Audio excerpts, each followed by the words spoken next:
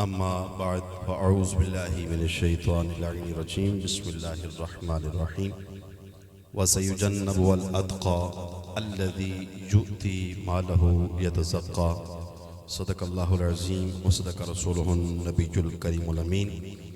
محبت کے ساتھ عقیدت کے ساتھ پڑھیے الصلاۃ والسلام علیک یا سیدی یا رسول اللہ وعلی آلک واصحابک یا سیدی یا حبیب اللہ، الصلاۃ والسلام علیک یا رحمت للعالمین وعلی آلک واصحابک یا خاتم النبیین۔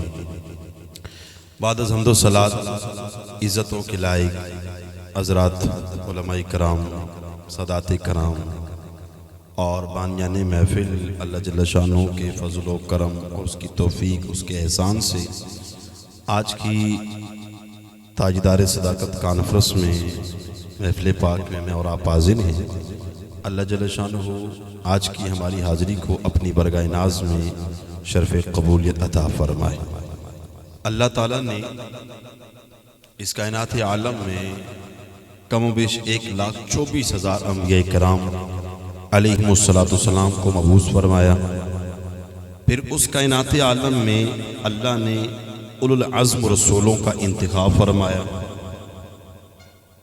اولو العزم رسولوں پیغمبروں میں سے اللہ جل شانہ نے سب سے بڑا مقام، سب سے بڑی فضیلت جس ہستی کو عطا فرمائی وہ آمنہ کی لال امام الانبیاء حضور نبی رحمت خاتم النبیین والمعصومین صلی اللہ علیہ وآلہ وسلم کی مبارک ذات ہے۔ اور اس کے بعد اس کائنات عالم میں اللہ جل شانہ نے اپنے پیارے محبوب کے لیے ان کے جن جانثاروں کا انتخاب فرمایا وہ میرے نبی کریم علیہ السلام کے اصحاب۔ کیوں؟ اس وجہ سے کہ یہ جو امت ہے، اس امت کو جو لقب اللہ نے قرآن کریم میں عطا فرمایا وہ ہے کنتم خیر امہ، بہترین امت۔ اور اس بہترین امت کے اندر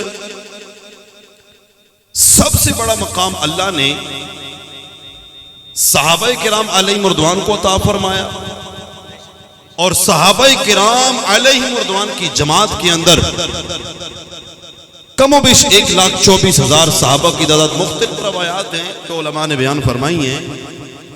سب سے بڑا مقام اللہ نے جو عطا فرمایا عشرہ مبشرہ میرے مصطفیٰ کے وہ صحابہ کہ جن کو اللہ کے حبیب نے دنیا کے اندر جنت کی بشارت عطا فرمائی، اور پھر ان عشرہ مبشرہ کے اندر پھر فضیلت والے صحابہ وہ میرے کریم لجپال آقا علیہ السلام کے 4 یار ہیں۔ 4 یار میرے مصطفیٰ کے اللہ نے کائنات عالم میں نبیوں کے بعد ان کا بڑا مقام عطا فرمایا، اور ان 4 کے اندر میرے کریم لجپال آقا علیہ السلام کے سب سے پیارے صحابی، عظیم صحابی جو یار غار بھی ہیں، یار مزار بھی ہیں، خلیفہ بلا فصل، افضل البشر بعد الانبیاء بالتحقیق، حضرت سیدنا ابو بکر صدیق رضی اللہ تعالی عنہ۔ اللہ نے آپ کو بڑی فضیلت عطا فرمائی، اور ہم اہل سنت کا یہ الحمدللہ عقیدہ ہے اور اہل سنت کا مزاج بھی ہے کہ ہم صحابہ کرام کے اندر جس صحابی کو سب سے افضل جانتے ہیں، اور یہ آج کے کوئی سی مولوی کا عقیدہ نہیں ہے، ہم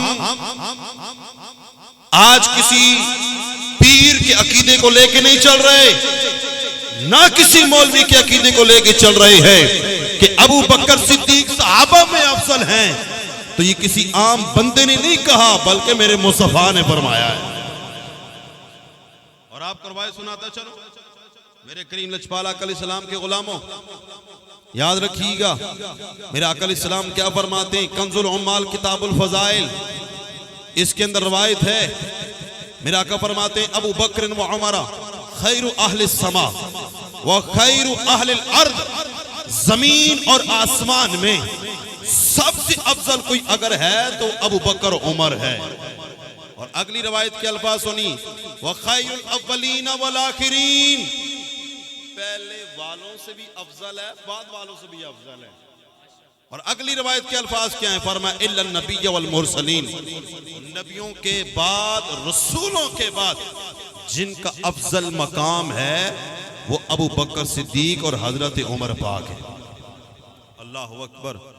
اور یاد رکھیے گا صحابہ اکرام میں سب سے بہترین صحابی الریاض النادرہ فی مناقب العشرہ کے اندر لکھا ہے، امام طبری بھی لکھتے ہیں، فرماتے ہیں قال رسول اللہ صلی اللہ علیہ وآلہ وسلم خیر اصحابی ابو بکر، میرے صحابہ میں جو سب سے بہترین ہے وہ ابو بکر ہے۔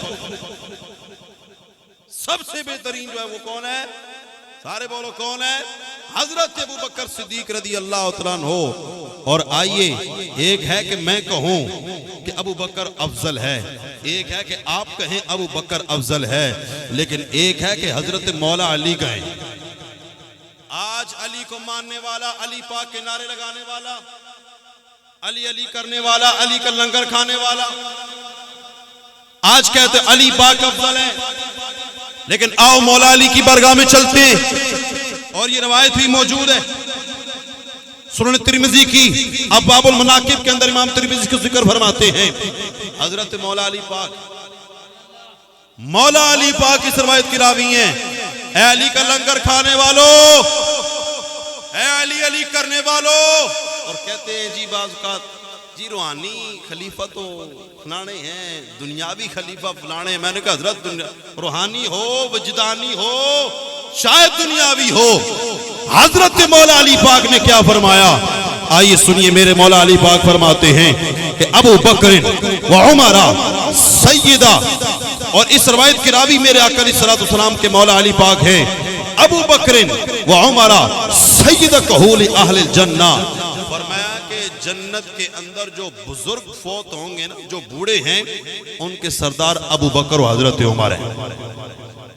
ابو بکر عمر ہیں۔ ہمارے گجرہان کا بھی ایک مولوی کہتا ہے، کہتے دیکھیں سیدہ شبابی اہل الجنہ کا لقب اللہ نے حسن و حسین کو عطا فرمایا۔ میرا بھی عقیدہ ہے، ہم سب کا عقیدہ ہے کہ جنتی نوجوانوں کے سردار حسن و حسین۔ اور کہتے ہیں جی لیکن ابو بکر کے سردار بھی حضرت حسن، حضرت عمر پاک کا بھی سردار امام حسین۔ میں نے کہا کمال کی بات تو یہ ہے، آؤ جامع ترمذی کو دیکھو، میرے آقا علیہ السلام نے فرمایا کہ جنتی نوجوانوں کے سردار تو حسن و حسین ہے، لیکن بوڑھوں کے سردار حضرت ابو بکر و حضرت عمر ہیں۔